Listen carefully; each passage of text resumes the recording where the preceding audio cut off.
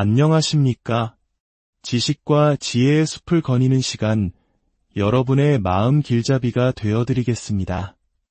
오늘 우리의 이야기는 어쩌면 조금 불편하고 또 어쩌면 너무나 익숙해서 오히려 외면해왔던 질문에서 시작합니다. 왜 우리는 역사상 가장 풍요로운 시대를 살면서도 그 어느 때보다 공허하고 불안할까요? 왜 성공을 향해 쉴 새 없이 달리면서도 마음 한구석은 텅 비어만 가는 걸까요? 저명한 심리학자 가보르마테 박사는 이렇게 말합니다. 우리는 단절을 장려하는 문화 속에 살고 있다. 타인과의 단절뿐 아니라 우리 자신과의 단절까지도 말이다. 겉으로는 웃고 있지만 속으로는 남몰래 아파하고 성공 가도를 달리면서도 내면은 조금씩 무너져 내리는 경험. 혹시 당신의 이야기는 아닌가요? 가장 무서운 것은 우리가 이것을 정상이라고 여기기 시작했다는 점입니다. 하지만 만약 당신이 느끼는 그 불안과 공허함이 당신 개인의 실패가 아니라면 어떨까요? 만약 그것이 진정한 당신의 모습을 단 한 번도 제대로 봐주지 않은 세상에 대한 당연한 반응이라면 어떨까요? 혹시 한 번이라도 세상이 내 목소리를 들어주지 않는다고, 아무도 나를 알아주지 않는다고 느껴본 적이 있나요? 과거의 상처가 여전히 발목을 잡고 있다고 느낀다면 당신은 결코 혼자가 아닙니다. 이 시간은 바로 그런 당신을 위한 공간입니다. 우리는 이곳에서 함께 치유하고 성장하며 고통과 과거를 넘어 진정한 나를 되찾는 여정을 떠나고자 합니다. 본격적인 이야기에 앞서 이 치유의 여정에 함께하고 싶으시다면 잠시 시간을 내어 구독 버튼을 눌러주세요. 당신의 작은 동참 하나가 이 따뜻한 연대를 더욱 넓히는 데 큰 힘이 됩니다. 여러분의 삶에 평온과 지혜가 깃들기를 기원하며 이제 시작하겠습니다. 우리 사회에서 정상이라고 여겨지는 것은 사실 사람들이 자기 자신으로부터 철저히 단절된 상태로 살아가는 것입니다. 끊임없이 무언가를 소비해야만 만족을 느끼는 문화, 명성과 순간적인 관심에 집착하는 문화, 그리고 전혀 의미 없는 활동들에 서로 영향을 주고받으며 몰두하는 문화.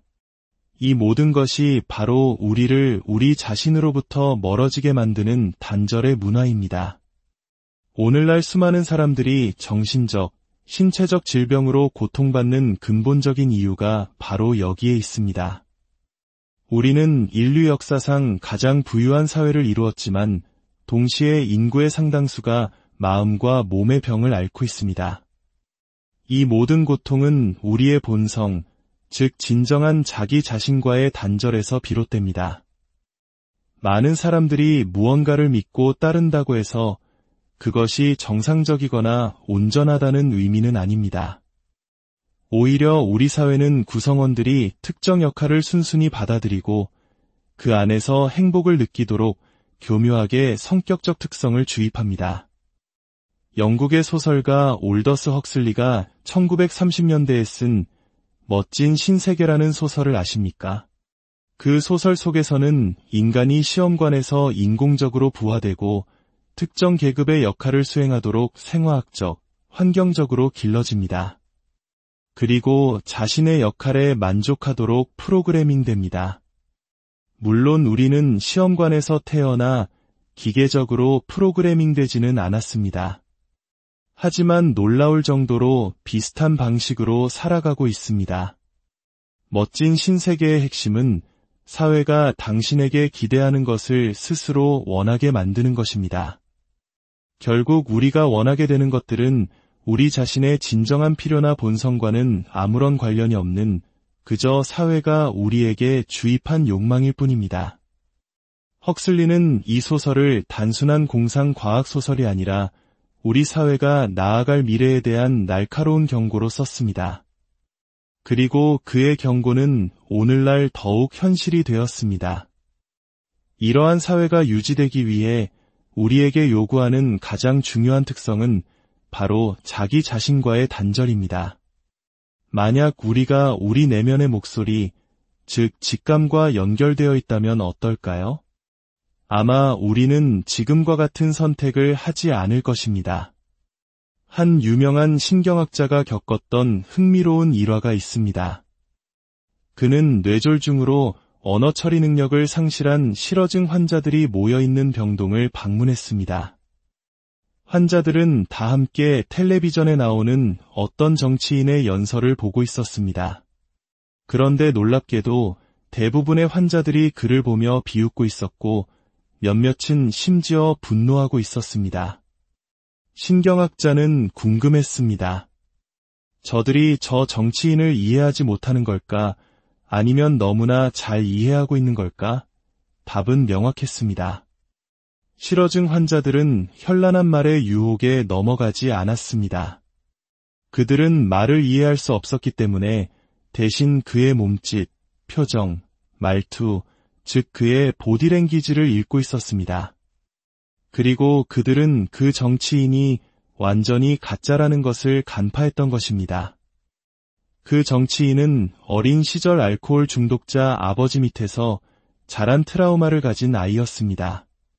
그는 상처받은 어린 시절을 살아남기 위해 감정적으로 거리를 두고 어떤 것에도 관여하지 않는 진실하지 않은 페르소나, 즉 가면을 만들어냈습니다.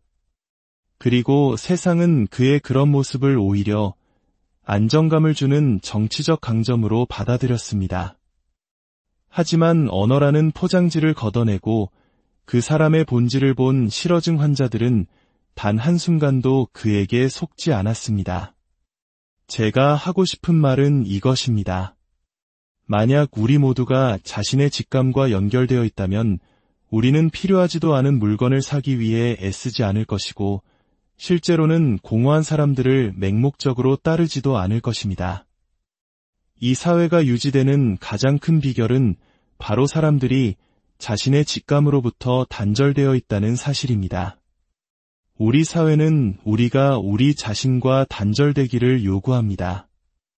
이것은 일종의 집단 최면 상태와 같습니다. 우리는 역사로부터 아무것도 배우지 못하는 것처럼 보입니다. 특정 국가들은 거짓 명분을 내세워 끔찍한 전쟁을 일으키고 수많은 사람들의 목숨을 앗아갔습니다. 매번 나중에 그 명분이 거짓이었음이 밝혀지지만 다음번에 비슷한 일이 벌어지면 또다시 대중은 그 거짓말에 휩쓸립니다. 이것이 바로 집단 최면이 아니고 무엇이겠습니까?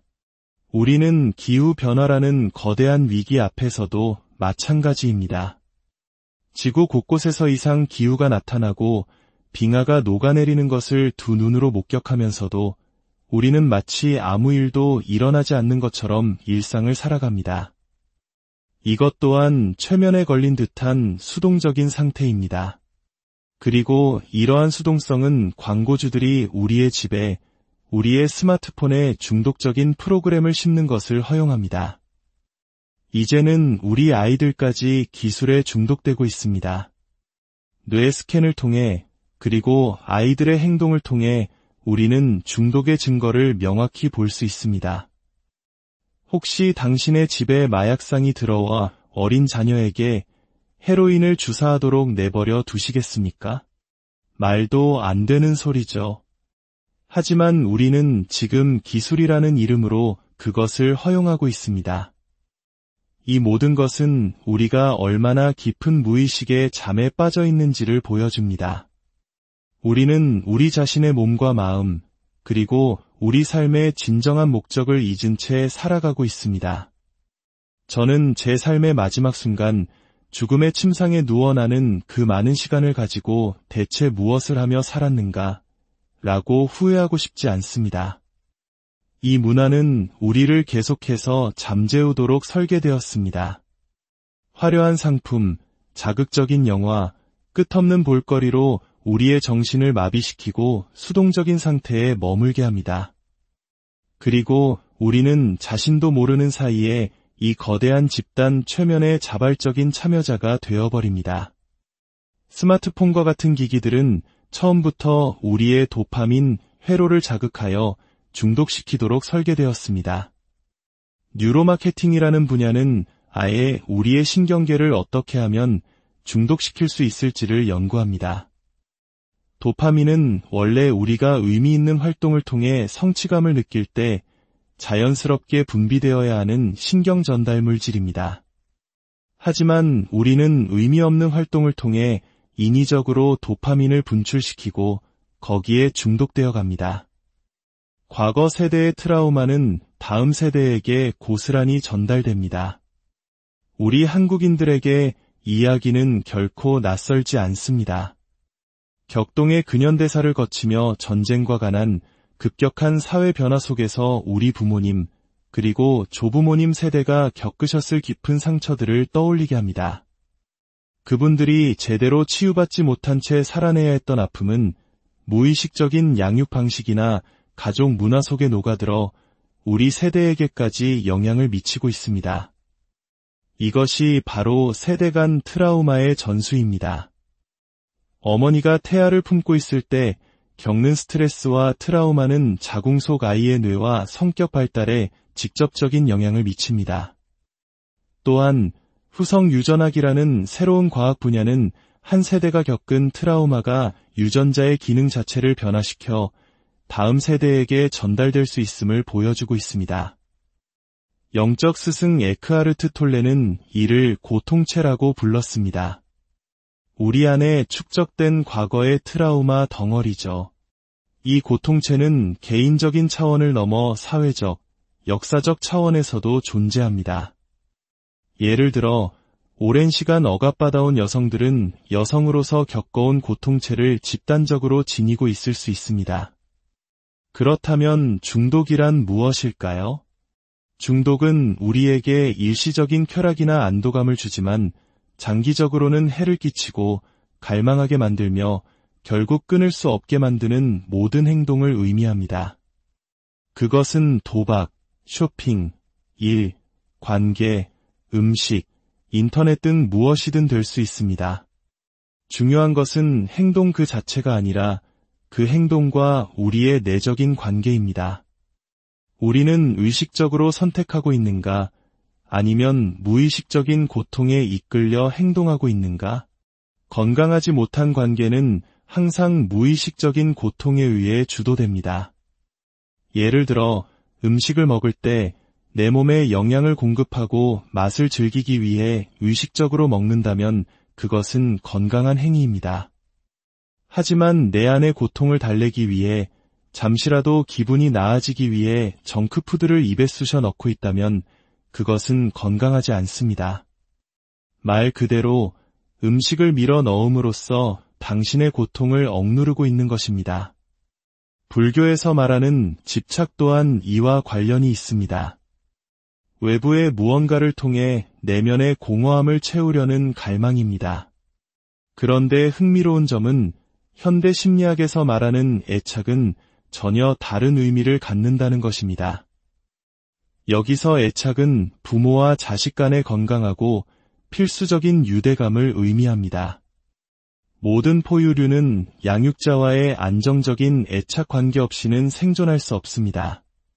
그리고 바로 여기에 핵심이 있습니다. 어린 시절 건강한 애착의 욕구가 채워지지 않은 사람일수록 성인이 되어 불교적 의미의 집착에 빠지기 쉽습니다. 내면의 충만함과 자기 자신과의 연결이 부족하기 때문에 외부의 것들을 통해 그것을 채우려 하는 것입니다. 즉, 건강한 애착의 부재가 불건강한 집착을 낳는 것입니다. 우리가 물려받은 가장 큰 환상은 아마도 고통은 숨겨야 한다는 생각일 것입니다. 우리의 힘겨움은 단절된 세상이 만들어낸 증상임에도 불구하고 우리는 그것을 개인적인 결함으로 여기며 부끄러워합니다. 하지만 진실은 그 모든 소음보다 훨씬 조용한 곳에 있습니다. 진실은 우리 몸 안에, 우리의 신경계 안에, 그리고 우리가 애써 무시해온 그 아픔 속에 살아 숨쉬고 있습니다. 치유는 더 많은 것을 하는 것에서 시작되지 않습니다. 치유는 듣는 것에서 시작됩니다.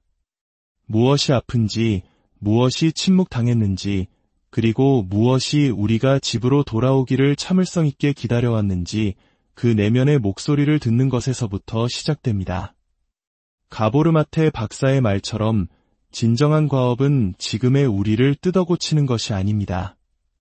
세상이 우리에게 누구여야 한다고 가르치기 전 본래의 우리가 누구였는지를 다시 기억해내는 것입니다. 치유에는 시간이 걸립니다.